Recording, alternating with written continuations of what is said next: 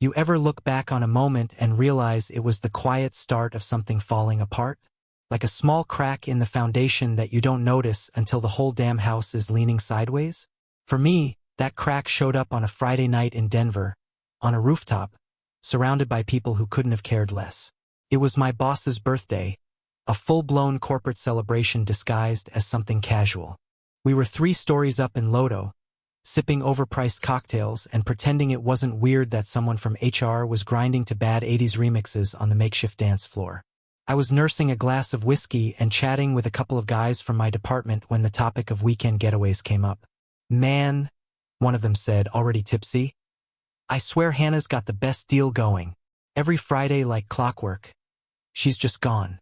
Mountains, spa, something fancy. I need that setup." There was laughter, and another guy chimed in, "Yeah, what's that place she's always talking about? The one by Evergreen Lake? Aspen something?" "Aspen Ridge," someone else added. "Yeah, she's always disappearing up there. I thought it was a family cabin or something." And they laughed again, like it was nothing. Like it was just funny that my wife vanished every Friday and no one, not even me, asked too many questions. I forced a chuckle, but my stomach sank. I hadn't even mentioned Hannah tonight. And yet, here she was, the centerpiece of the joke. I remember pulling my phone out just to escape the moment, pretending I had something urgent to check. But what I saw, that stopped everything. A push notification from an app one barely remembered installing. Digital key activated. Aspen Ridge Boutique Lodge, room 114. Timestamp, 7:03 p.m. My first thought was that it had to be a mistake, a glitch. But then I saw the rest. Charge processed, romantic weekend package. Not a family cabin. Not work. And definitely not just her. The same lodge she had mentioned once before, years ago. I remember the way she said it. "Way out of budget, babe. But maybe someday." I hadn't thought about it since. I stood there frozen, whiskey in one hand, phone in the other, with laughter and small talk buzzing all around me like background static. I felt like I had just stepped out of my body. I stared at the screen for a few more seconds before hitting call.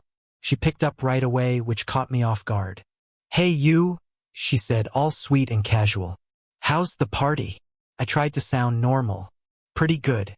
Kind of loud. Quick question though. Did you book a room at Aspen Ridge?" Silence. Maybe a second. Maybe 2. But long enough. "Oh, yeah, sort of. Not for me though. It's a company thing. One of the assistants used my name for a group block. You know how it is, saves time to consolidate the billing." She sounded smooth. Too smooth. No hesitation in her voice anymore. No confusion. Just a ready-made excuse, perfectly measured and delivered without a stumble. I nodded, even though she couldn't see me. "Right. Makes sense." "Babe, is something wrong?" she asked, a little too quickly. "You sound weird." I tried to laugh it off. "No, just surprised, that's all. Didn't expect to see your name pop up for a hotel." "Well, don't worry," she said. "I'm definitely not at a spa right now. I'm at home, about to start laundry, living the dream." "Cool. Talk later?" "Of course. Love you." "Love you too." I hung up, and then I just stood there, my phone still in my hand, staring out at the city skyline like I was trying to read an answer in the lights. I should have let it go. I should have told myself it was nothing, just a tech quirk or a billing mistake. But the timing was too perfect. The joke from the guys, the name of the lodge, the activated digital key. It was all too precise, too layered, too much. And yet, I didn't say a word. I went back to the party, made small talk with a guy from finance about the Broncos, laughed politely at jokes I didn't hear, and finished the rest of my drink without tasting it. The thing is, when someone you love lies to you, they don't need to yell or slip up for you to notice. It's in the pause before they answer. The way their tone shifts just slightly. The way the excuse sounds rehearsed, like it's been used before. That night, I got home around midnight. The house was dark, but her car was in the driveway. I didn't go straight to bed. Instead, I stood in the kitchen and just listened. The house made its usual creaks and hums. No sign of movement. I opened the fridge, closed it again. My appetite was gone. I pulled up the hotel again on my phone. Aspen Ridge Boutique Lodge. Rooms starting at $385 a night.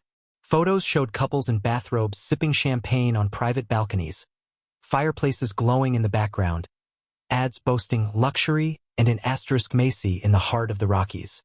I stared at the screen for a long time, memorizing every word. Eventually, I went upstairs. She was asleep or pretending to be. The glow of her phone screen barely lit the room.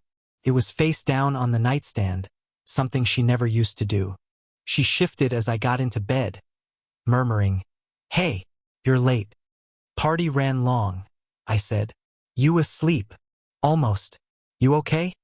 "Yeah, just tired." She rolled toward me and kissed my shoulder. "Missed you." I wanted to believe her. God, I wanted to. But that app notification was still burned into my brain. That one line, digital key activated, Aspen Ridge Boutique Lodge. I didn't sleep much that night.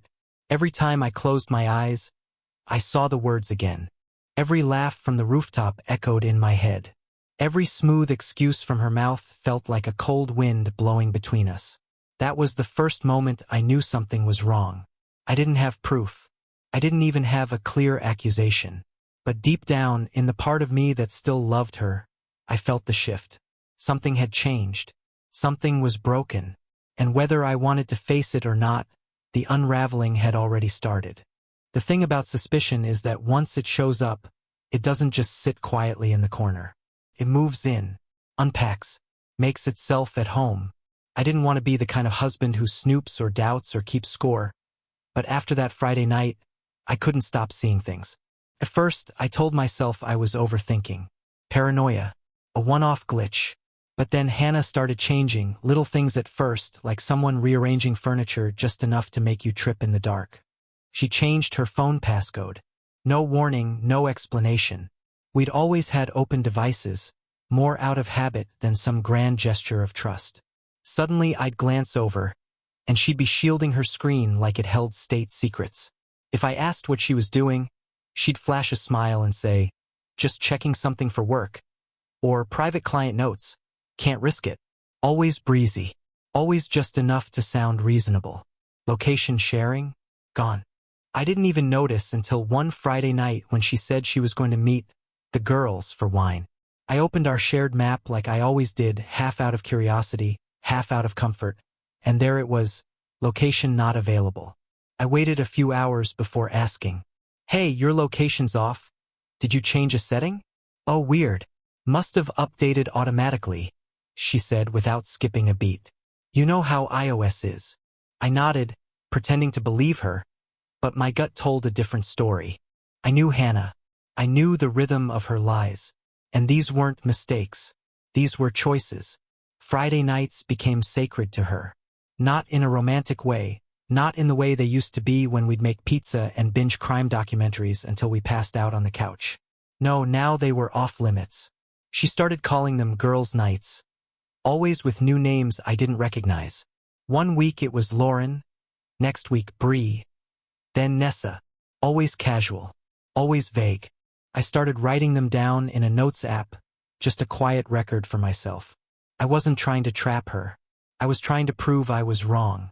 She'd leave in a rush around 6 p.m., just as I was finishing work. "Love you," she'd say, planting a kiss on my cheek that felt like a formality. "Don't wait up.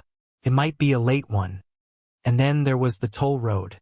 We live on the east side of town, but every Friday, she took the E470 westbound, away from downtown, away from any of her usual haunts. I only noticed because we share a toll account, and a few weeks in, I checked the statement out of curiosity. There they were, 5 straight Fridays, same time, same direction. I asked once, casually, "You're headed west a lot lately," I said.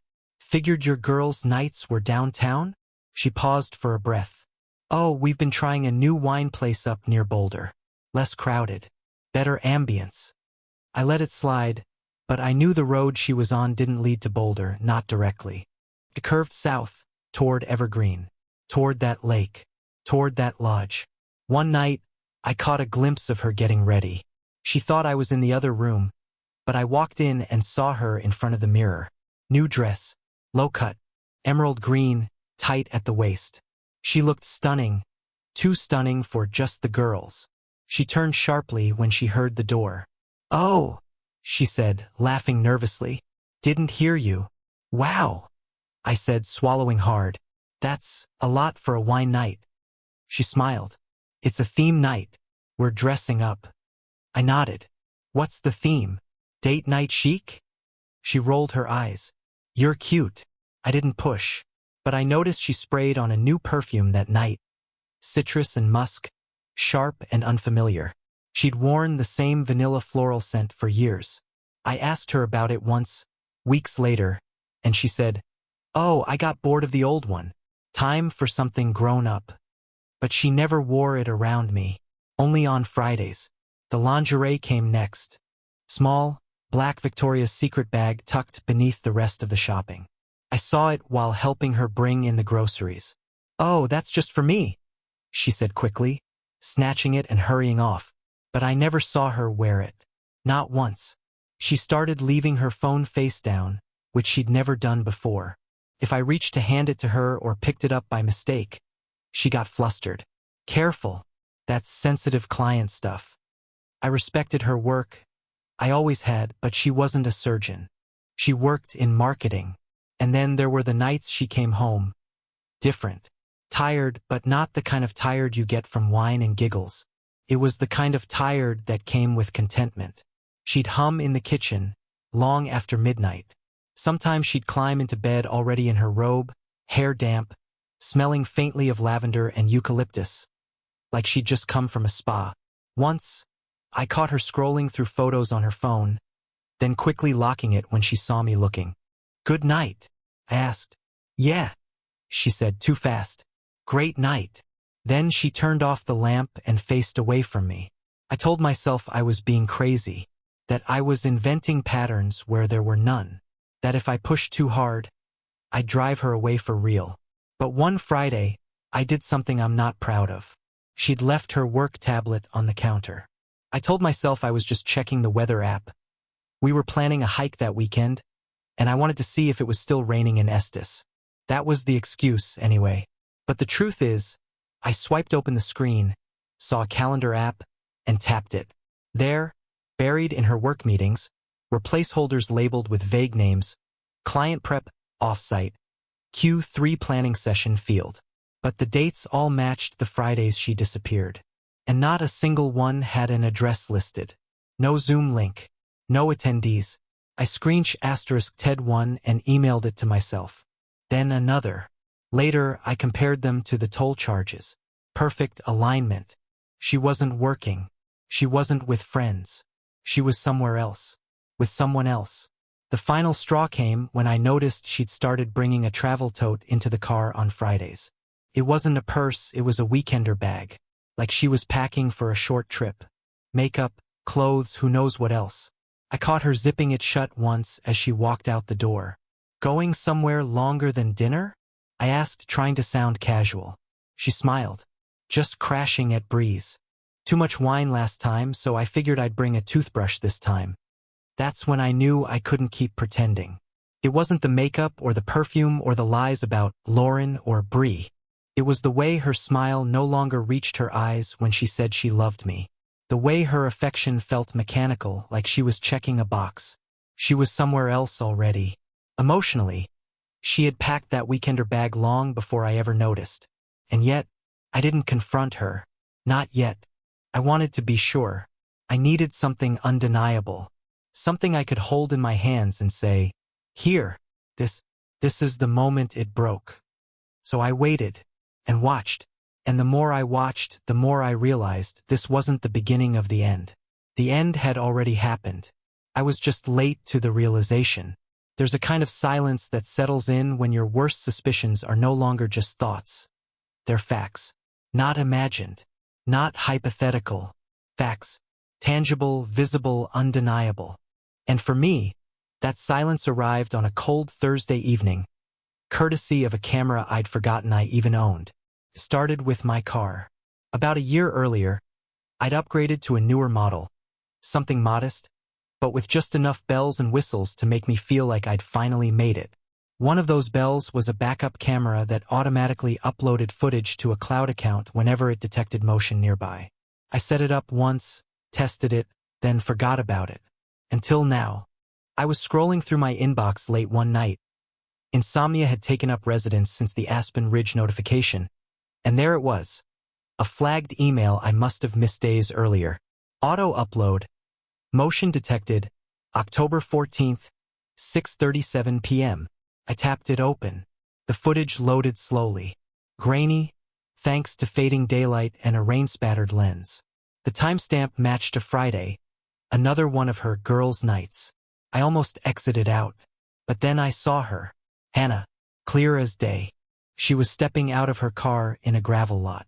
The background matched the lodge. I knew it from their website by now, practically memorized every marketing photo. She wasn't alone. A man was waiting for her near the side entrance of a small building just off the main lodge. Not the front entrance, but one that looked private, maybe for staff or longer-term guests. He wore a dark coat, slim-fit jeans, hands casually tucked into his pockets like he'd done this a dozen times before. She smiled when she saw him. Not the polite smile she gave neighbors or coworkers. This was softer, slower, *mate. Like a smile that said, "I missed you." He stepped forward. She dropped her bag at her feet. They embraced. Not a hug. Not the kind you give a friend. This was full body, weight shifting, face into neck kind of closeness. Then he reached up and tucked her hair behind her ear. Like he had every right in the world to touch her like that. And she let him. I paused the video. I couldn't breathe for a second. I rewound it and watched again. And again. There was no room for interpretation. This wasn't professional. This wasn't platonic. This wasn't Bree or Nessa, or any of the names she invented on her way out the door. This was betrayal captured in 480p. I checked the cloud account and realized it had recorded more than one clip. My car had been parked along the side of our driveway all weekend, so when she returned home early Saturday morning, the camera caught her again. Same bag, same outfit, different energy. She looked rested, relaxed, like someone who had nothing to hide, nothing to regret. She moved slowly, humming something under her breath. There was a glow to her cheeks that hadn't been there in weeks. She wasn't hungover. She wasn't dragging her feet from a long night of girl talk. She was at peace. And that smile, the one she gave him on Friday, it was gone by Saturday morning. She was back in wife mode, running errands and checking emails and asking me what I wanted for dinner. I didn't answer. I sat in my office, lights off, watching those two clips over and over. For once, there was no voice in my head saying maybe it's nothing. This was something. This was everything. Still, I didn't confront her. Not yet. I wasn't looking for a fight. I was looking for clarity. And now I had it. The next day, I started organizing. I went back to my *TS of her fake meetings. Cross-referenced them with the toll road statements and the cloud footage timestamps. They lined up so perfectly it felt scripted. That night, when she went to sleep, I crept downstairs and opened her laptop. She'd logged out of her usual accounts, but the downloads folder was messy. Too messy for someone as detail-obsessed as Hannah. Amid PDF invoices and spreadsheets were 2 travel confirmations from the lodge. One from September, one from early October. Both for single nights. Both for romantic weekend experience, king bed package. I took photos of everything.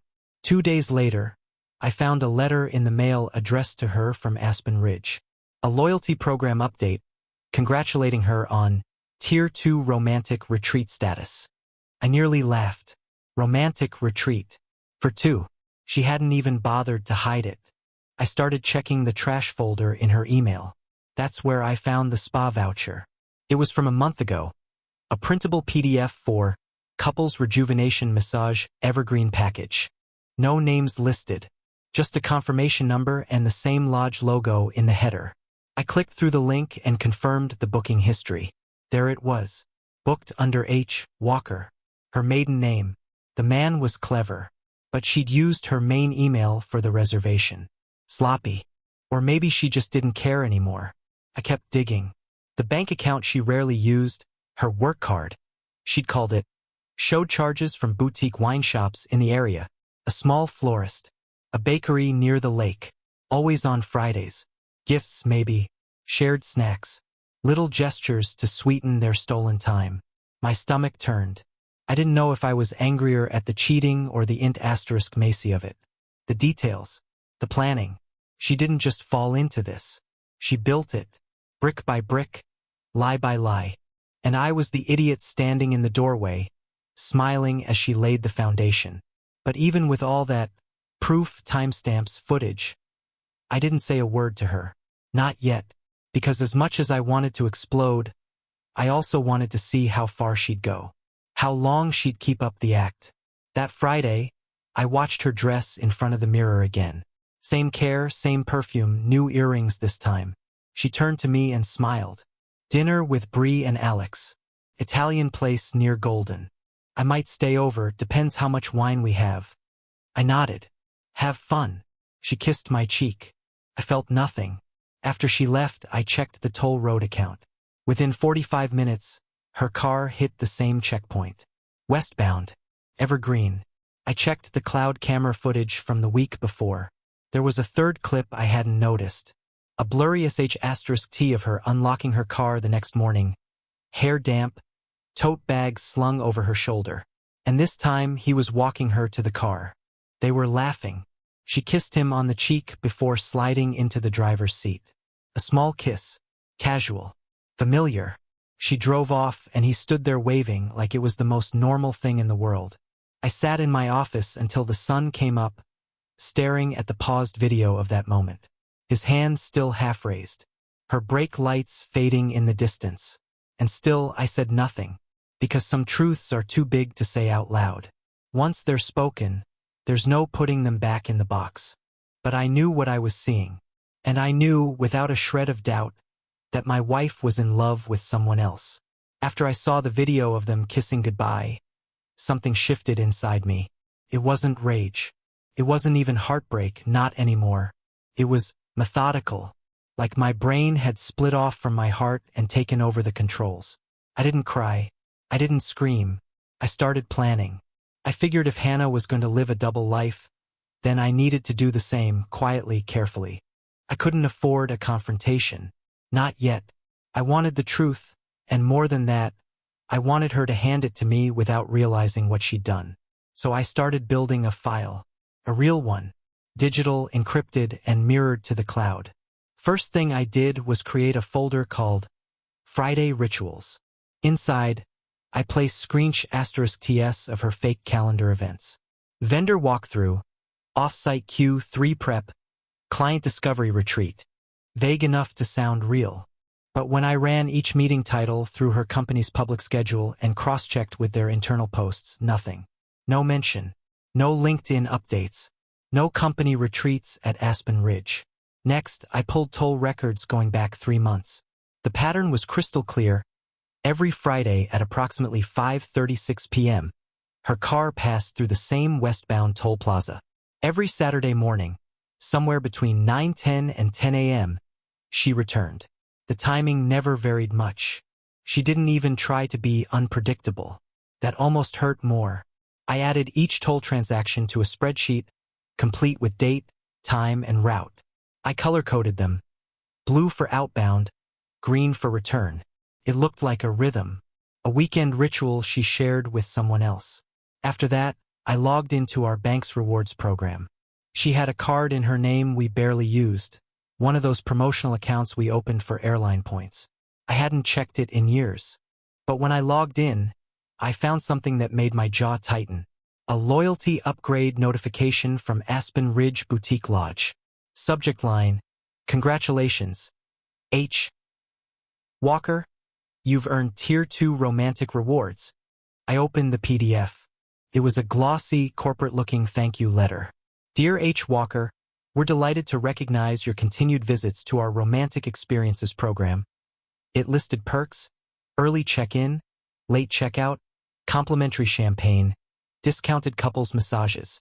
I forwarded it to myself and dropped it into the folder. At this point, I knew I wasn't crazy, But I also wanted more than digital trails. I wanted physical proof. Something she couldn't wave away with another offhand excuse. So I went into the guest bathroom, the one she used to stash her travel bag, and rummaged through the drawers. Tucked beneath the extra hand towels, I found a sleek, zippered pouch.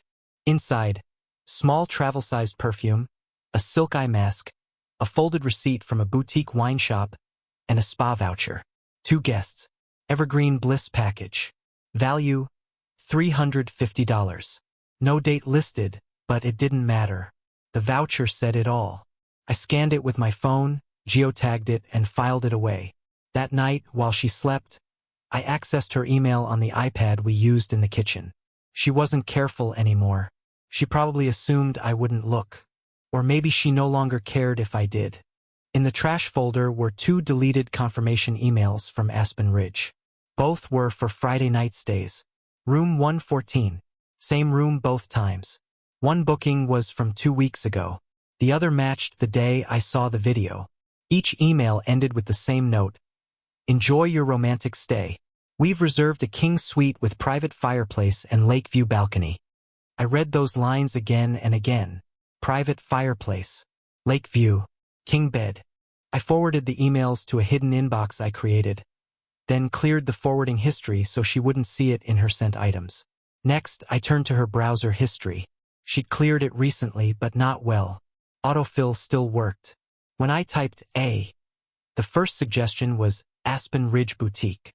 When I typed M, I saw map directions to Evergreen Lodge. She hadn't even tried to hide the trail. I started digging deeper, not for more lies, but for patterns.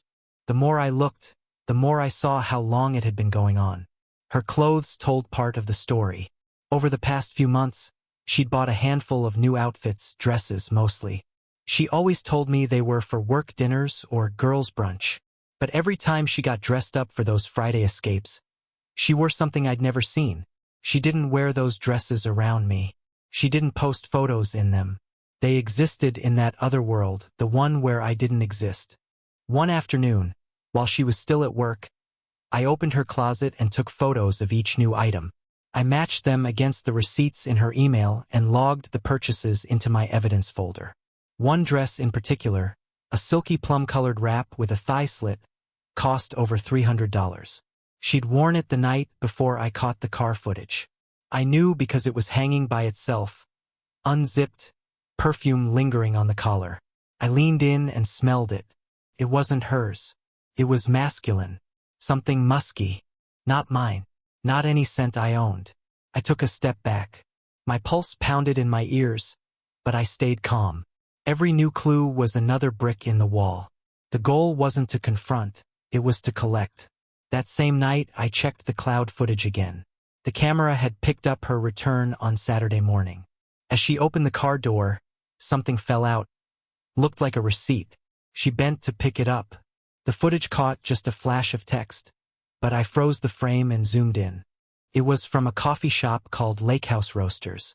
I'd never heard of it. Google said it was a 10-minute walk from Aspen Ridge Lodge. I checked her Apple Wallet.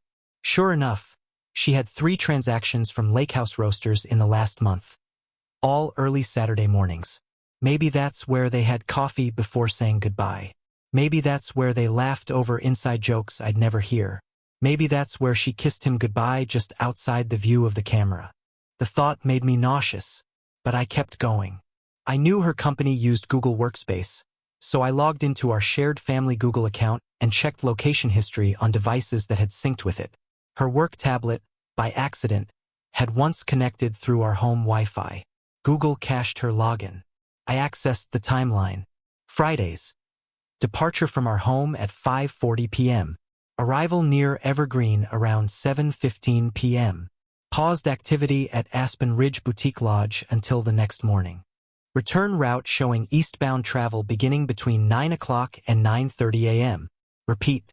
Every week. It was undeniable. Her work calendar said, strategy meeting, 9 a.m., virtual. But her GPS said otherwise. I screen recorded the whole timeline and added it to the folder.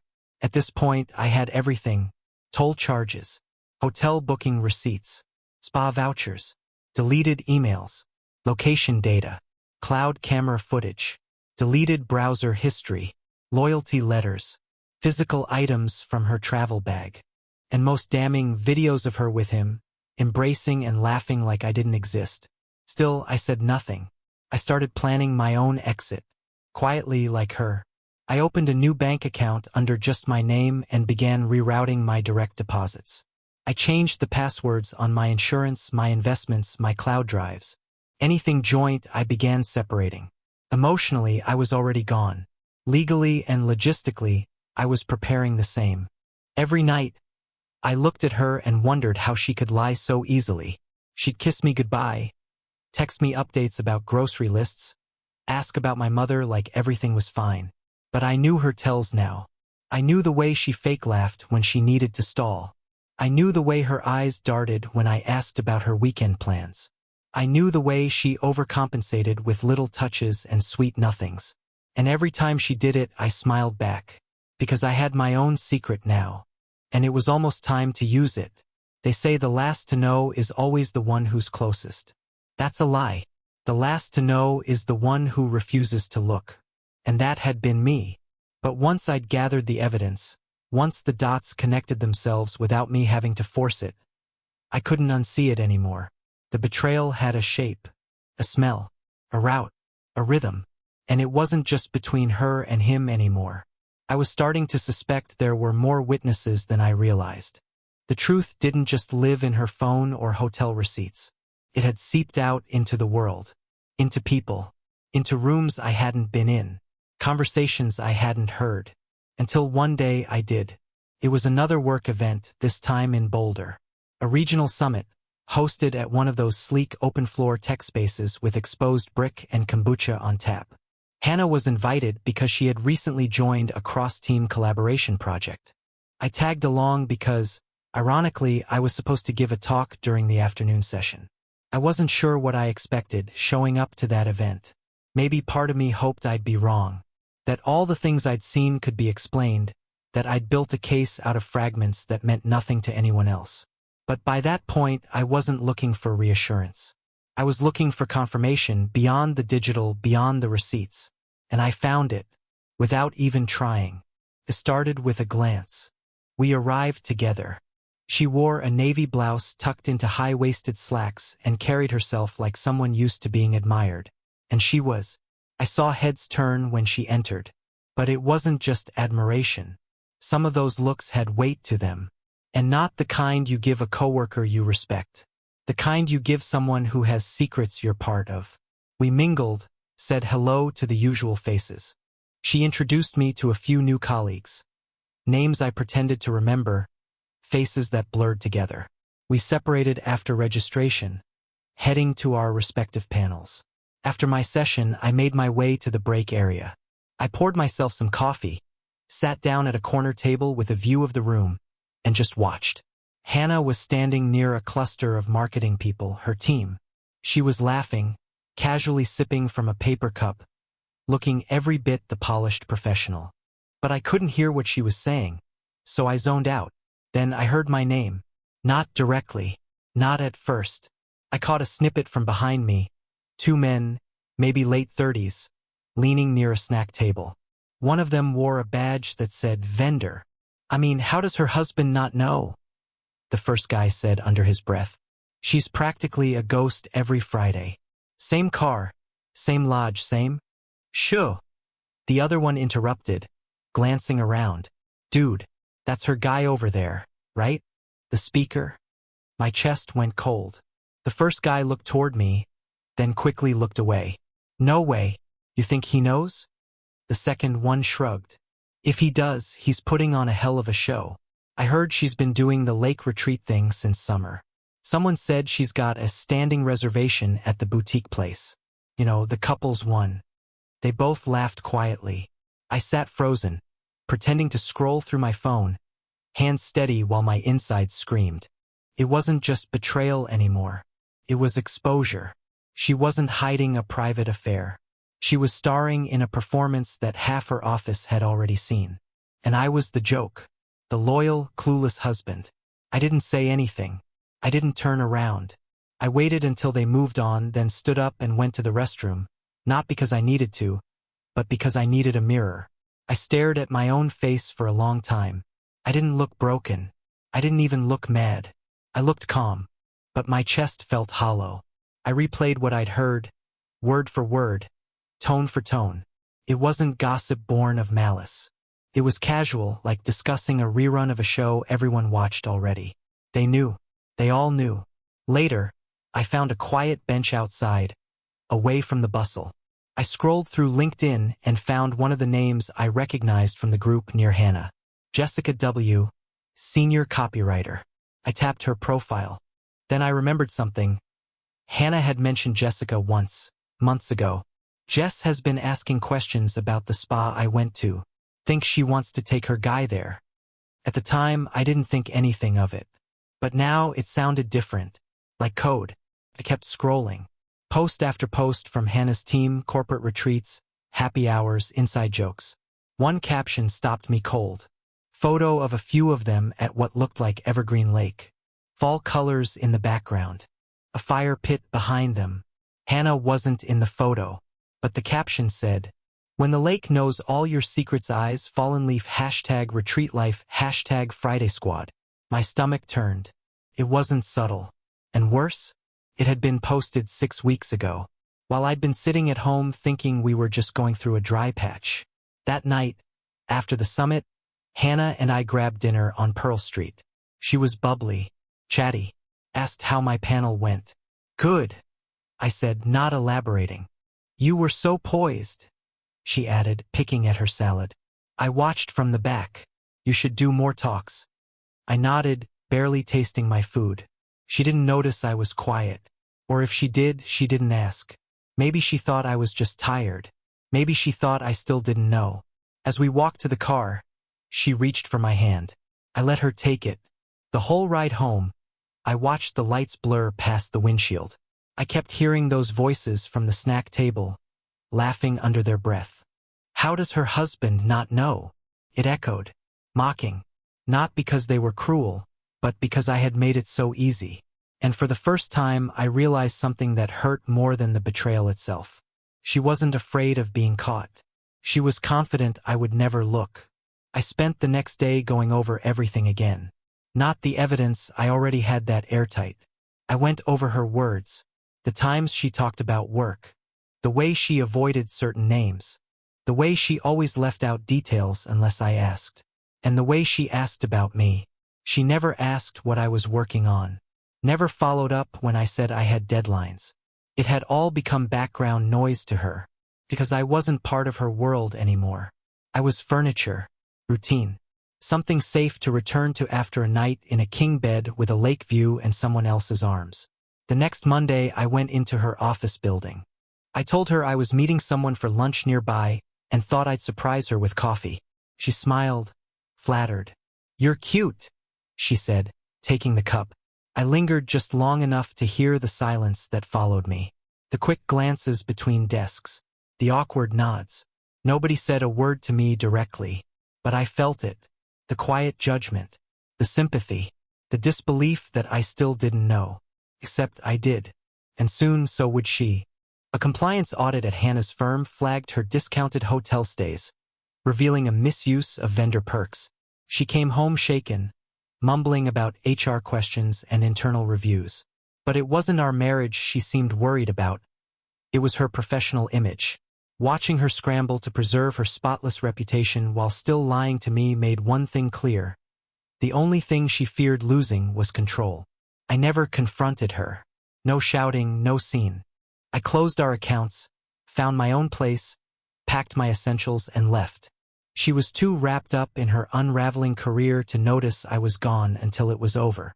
No drama, just distance, silence, and peace. She tried to reach out later, but by then I was done. I wasn't interested in revenge, just freedom. And I finally had it.